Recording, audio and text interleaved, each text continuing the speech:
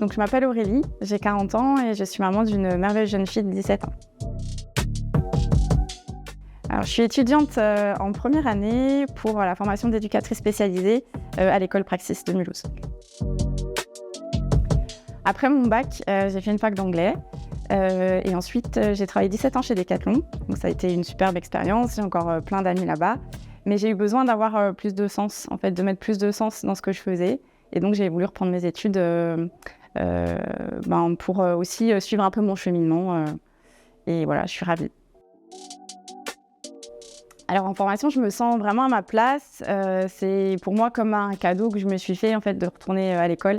La petite anecdote, c'est que dans ma promo, la moitié des élèves pourraient être mes enfants.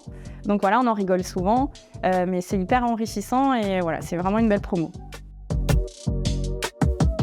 Donc Praxis nous accompagne sur ce métier.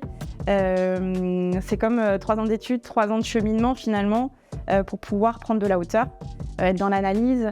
Il y a des cours concrets, mais c'est aussi savoir écrire son métier et pouvoir devenir construire l'éducateur qu'on a envie d'être. Ce qui est bien, c'est que c'est un mélange de cours et des cours qui sont plus ou moins concrets, de la psycho, mais de la socio aussi qui nous amène à réfléchir. C'est beaucoup de lecture et moi j'adore lire, donc ça c'est top. Et aussi les stages qui nous mettent vraiment dans le milieu professionnel et qui nous permettent de découvrir le métier pour le premier stage, mais aussi faire de la recherche, s'approcher des partenaires parce qu'on va beaucoup travailler avec les partenaires. Et donc c'est un combiné des deux qui pour moi du coup est idéal. Alors pour moi le métier, entre autres, c'est déjà aller vers l'accompagnement des personnes qui à un moment donné de leur vie ont besoin d'avoir une épaule un peu solide pour pouvoir leur permettre de mettre un pied en avant et continuer d'avancer.